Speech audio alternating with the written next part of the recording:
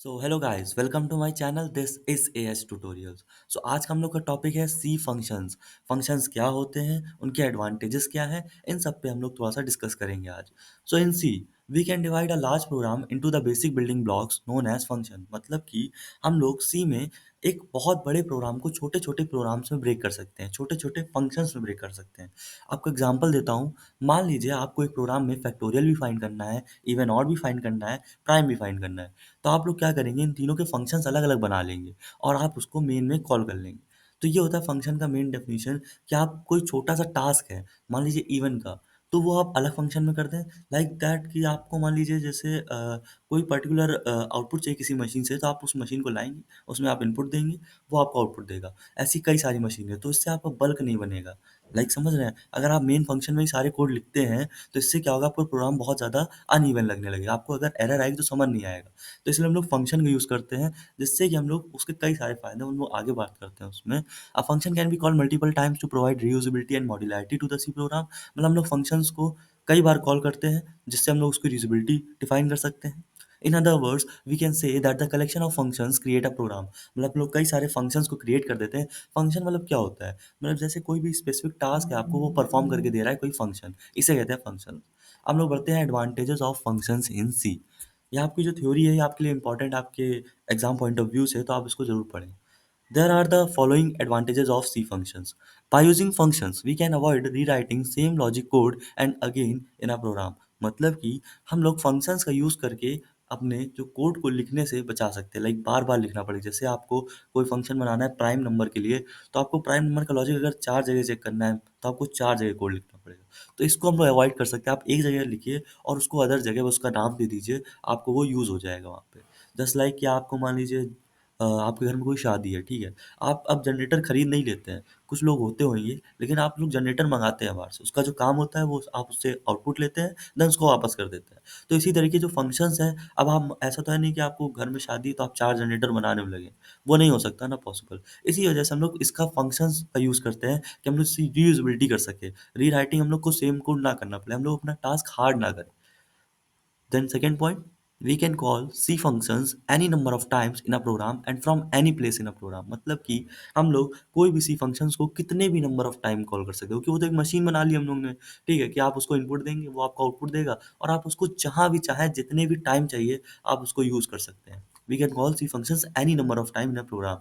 ऐसा तो है नहीं कि भाई जनरेटर आया तो वो आप एक ही बार मंगा सकते हैं कि खत्म हो गया, दुनिया में विलुप्त हो गया। ऐसा नहीं होता ना, उसका जो फंक्शन है आप बार बार उसको यूज़ कर सकते हैं अगर आपके पास है तो।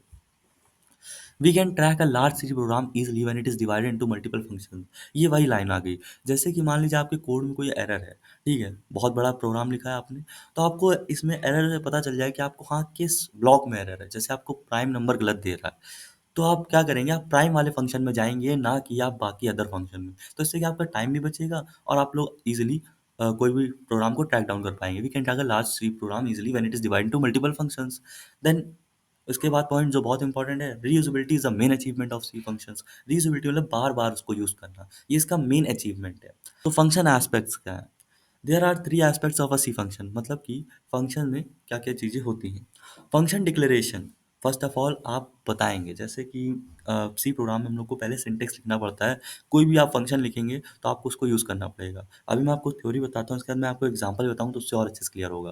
Function declaration, a function must be declared globally in a C program to tell the compiler about the function name, function parameter and return type। मतलब कि जो हम लोग का फंक्शन है उसको हम लोग को पहले ग्लोबली डिक्लेयर करना पड़ेगा। ग्लोबली डिक्लेयर करने का मतलब होता है कि आप किसी भी फंक्शन के अंदर उसे नहीं रखेंगे। आप जैसे हैश इंक्लूड stdio.h लिखेंगे, उसके नीचे आप उसको डिक्लेयर करेंगे। आप बताएंगे भाई ये किस डेटा टाइप का है, उसका क्या नाम है, ये आप बताएंगे। देन फंक्शन कॉल, फंक्शन जो कॉल करते हैं, मतलब हम लोग को फंक्शन का यूज़ जो करना है। फंक्शन कॉल मतलब फंक्शन यूज़ कहाँ करेंगे, उसका एक सिंटेक्स होता है। ठीक है, आप उसमें क्या इनपुट देंगे, वो आपका सिंटेक्स होता है, वो अभी मैं आपको बताता हूँ।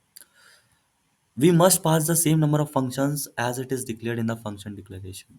मतलब कि हम लोग को फंक्शन एज इट इज रखना है, जैसे डिक्लेरेशन में करना है। फंक्शन डेफिनीशन, अब फंक्शन डेफिनीशन बहुत इंपॉर्टेंट है। फंक्शन डेफिनीशन ही फंक्शन के टास्क को डिफाइन करती है। मतलब अगर हमें इवन करना है तो उसका जो लॉजिक है, if n modulus two equal to zero, तो वो हम लोग फंक्शन डेफिनीशन ही कहलाएगी, जो हम लोग का मेन टास्क है। तो function definition it contains the actual statement which are to be executed. It is the most important aspect to which the controls come when the function is called. Here we must notice that only one value can be returned from the function. एक चीज़ आपको, ये बहुत important line है, आप इसको ध्यान रखेंगे कि जो फंक्शन है इस पे हम लोग हमेशा एक ही वैल्यू रिटर्न कर सकते हैं at max. We must notice that only one value can be return from the function. तो ये आपको कई बार पूछ सकता है कि how many values can function return. तो आपको पता होना चाहिए कि भाई फंक्शन एक से ज़्यादा वैल्यू रिटर्न नहीं कर सकता है. तो अब हम लोग सी फंक्शन एस्पेक्ट में एक एग्जांपल देख लें. फंक्शन डिक्लेरेशन कैसा होता है. जैसे सबसे पहले रिटर्न टाइप देते हैं हम लोग, मतलब इंट है कि हम लोग का कैर है कि हम लोग का बूलियन है, किस टाइप का डेटा टाइप रिटर्न कर रहा है, मतलब 1 2 दे रहा है कि ABCD दे रहा है, तो रिटर्न टाइप में वो हो गया. देन फंक्शन नेम, मान लीजिए हम लोग को प्राइम बनाना है तो हम लोग लिख दिया प्राइम. Then argument list. अब आर्ग्यूमेंट लिस्ट होता है आपका इनपुट, मतलब कि आपको जो भी वैल्यू पे चेक करना है, जैसे हमें चेक करना है कि हाँ भाई एक नंबर ए है, क्या वो हमारा प्राइम है कि नहीं, तो हम लोग यहाँ पे देंगे ए. आर्ग्यूमेंट मतलब जो आपको इनपुट देना है, तो वो हम लोग मेन फंक्शन से दे सकते हैं. जहाँ इसको कॉल करेंगे, मान लीजिए हमें चेक करना है 5 है कि नहीं, तो 5 दे देंगे यहाँ पे. तो बस ये होता है. Then function call. अब हम लोग मेन फंक्शन या कहीं भी लिखेंगे तो फंक्शन का नेम लिखेंगे, इसके बाद कॉल करने के लिए, इसको यूज़ करने के लिए, मतलब जैसे प्राइम फंक्शन का नेम यहाँ पे है, हम लोग लिखेंगे प्राइम, और यहाँ पे आर्ग्यूमेंट लिस्ट में हम लोग जो भी नंबर देना हो वो दे देंगे. देन यहाँ पे फंक्शन डेफिनेशन, रिटर्न टाइप देंगे हम लोग यहाँ पे. अब यहाँ पे फंक्शन का मेन टास्क लिखेंगे, रिटर्न टाइप मतलब डेटा किस टाइप का है. Then function name prime. Then argument list, मतलब कि जो भी हम लोग का, मतलब जितनी भी इनपुट्स है, मान लीजिए हम लोग को दो नंबर को सम करना है तो ए और बी दो आउटपुट इनपुट लेंगे हम लोग, तो ये हम लोग का आर्ग्यूमेंट लिस्ट में आ जाएगा. देन फंक्शन बॉडी, जो हम लोग का मेन टास्क है A+B करना है कि क्या करना है, ये हो. अब मैं आपको इसको अभी कोड एडिटर पे लिख के दिखाता हूँ. Wait a minute. सो हम लोग यहाँ पे कोड लिखते हैं, एक मान लीजिए आप सबसे पहले ऐड टू नंबर्स का कोड लिखते हैं. तो हैश इंक्लूड stdio.h, ये हम लोग का हेडर फाइल होती है. ये तो आपको पता ही चल गया होगा अब तक, क्योंकि मैंने अपनी हर वीडियो में इसको बताया है.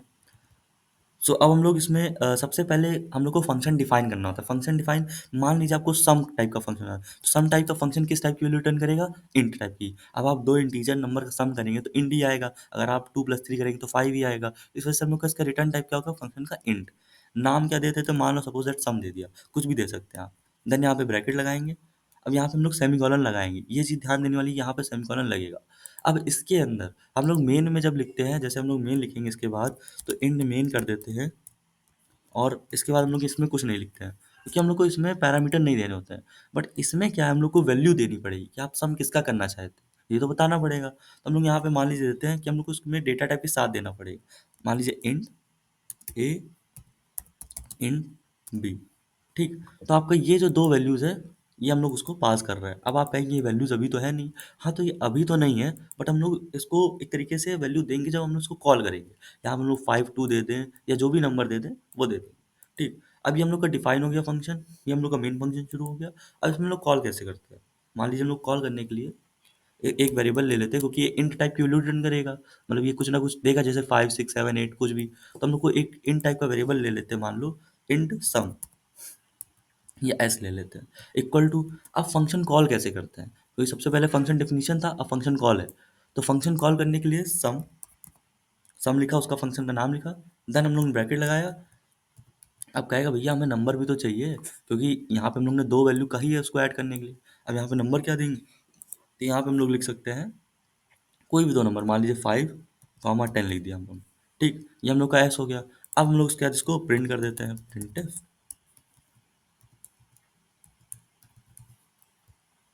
परसेंटेज डी, और एम परसेंट नहीं, नॉर्मल हम लोग एस प्रिंट कर देते हैं.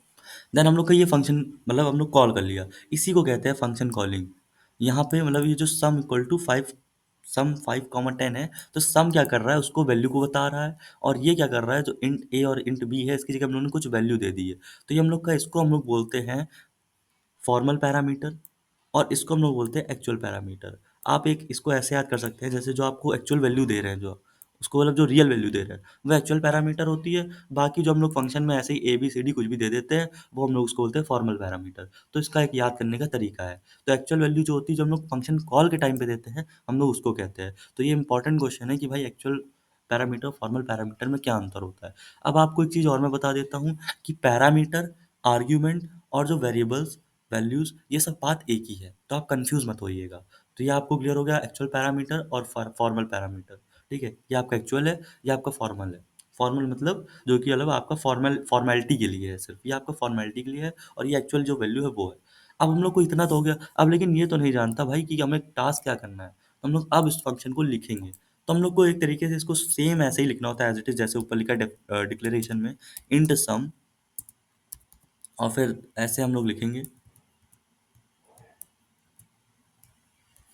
और यहाँ पे हम लोग इंट, अब आप यहाँ पे ए बी दे सकते हैं, आप यहाँ पे कोई और भी वैल्यू दे सकते हो कि ये फॉर्मल है, आप इनको चेंज कर सकते हैं, इनसे इसका कोई लेना देना नहीं। जो हम लोग एक्चुअल वैल्यू देंगे वर्क इसी में करेगा। आप यहाँ पे इंट ए बी दिए या बी सी दीजिए, आप वो आपका चॉइस पे है।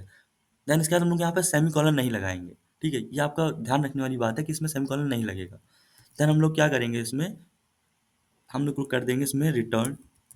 तो क्या आपका भाई देखिए, रिटर्न एक कीवर्ड होता है। रिटर्न मतलब कि कुछ वैल्यू रिटर्न कर रहे हैं हम, क्योंकि हमें पता है कि इसका रिटर्न टाइप इंट है, हमें सम करके देना है, तो हम लोग रिटर्न करेंगे। अब यहाँ पे रिटर्न क्या करना है हम लोग को, ए प्लस बी।